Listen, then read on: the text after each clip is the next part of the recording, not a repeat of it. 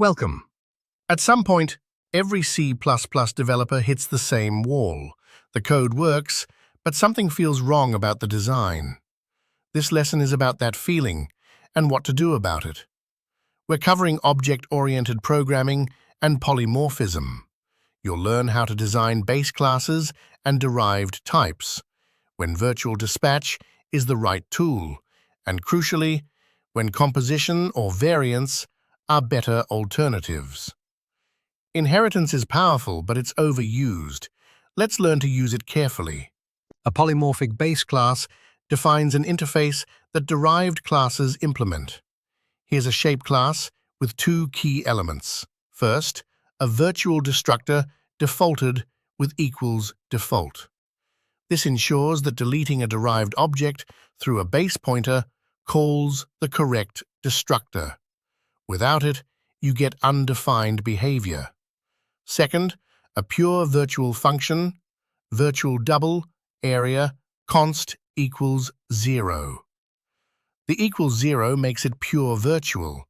There's no default implementation. Any class that inherits from shape must provide its own area function. This is the foundation of runtime polymorphism in C++. A base class defines the contract, derived classes fulfill it. Rectangle inherits publicly from shape and implements the interface. The constructor takes width and height, using a member initializer list to set the private members. The area function is marked override. This keyword tells the compiler you intend to override a virtual function from the base class. If the base class signature changes and your override no longer matches, the compiler will catch the error instead of silently creating a new function. Always use override. It's free safety. The private members' width and height are implementation details. They don't appear in the shape interface. Each derived class can store whatever data it needs. 3 principles to guide your use of polymorphism. First, use polymorphism for behavior that truly varies by runtime type. If you have shapes that each compute area differently, that's a good fit. If the behavior doesn't actually vary, you don't need inheritance. Second, prefer composition if a type just has other parts. A car has an engine. It doesn't inherit from engine. If the relationship is has A, use composition. If it's is A, consider inheritance. Third, always give polymorphic base classes a virtual destructor. This is non-negotiable. Without it, deleting through a base pointer leaks or corrupts memory. These 3 rules will prevent the most common design mistakes. Here's where polymorphism pays off. The function printArea takes a const shape reference and calls area on it. It doesn't know whether the shape is a rectangle, a circle, or something that doesn't even exist yet. It doesn't need to know. The virtual dispatch mechanism looks up the correct area implementation at runtime based on the actual type of the object. This means you can write generic algorithms that work with any shape, existing or future. The caller programs against the interface, not the implementation. That decoupling is the real value of runtime polymorphism. Before reaching for inheritance, ask, is the set of types fixed? If you know at compile time that a shape is either a circle, a rectangle, or a triangle, and no one will ever add new shapes, then std variant is simpler.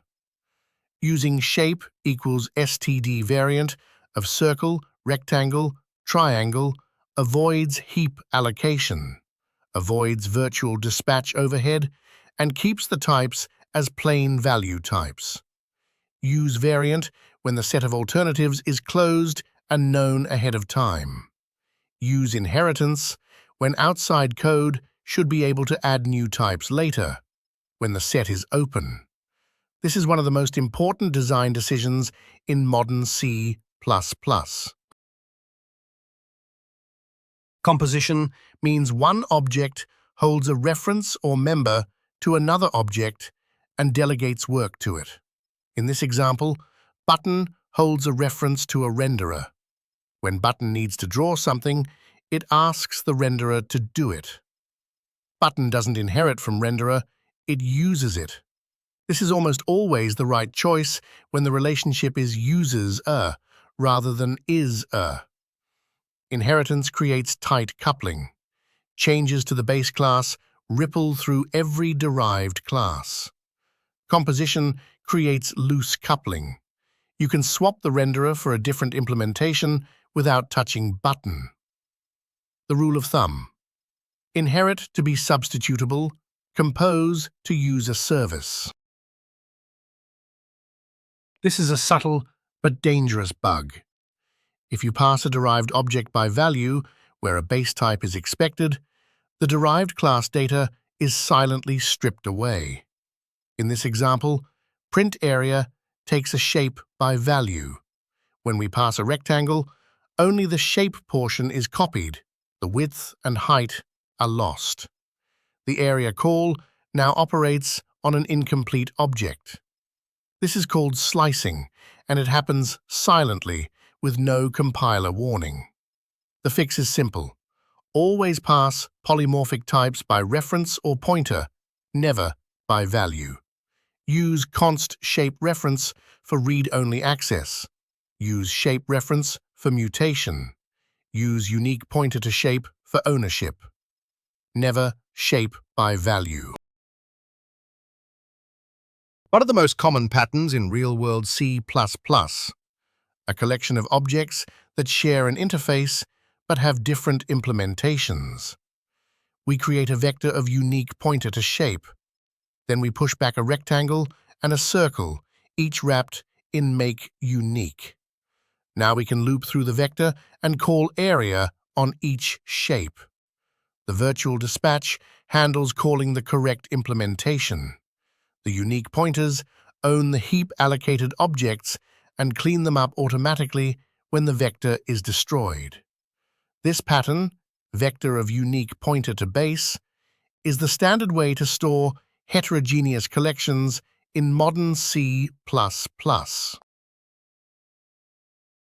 The final keyword gives you control over your inheritance hierarchy. Marking a class final prevents any other class from deriving from it.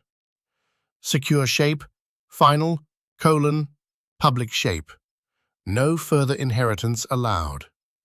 The compiler will reject any attempt to derive from secure shape.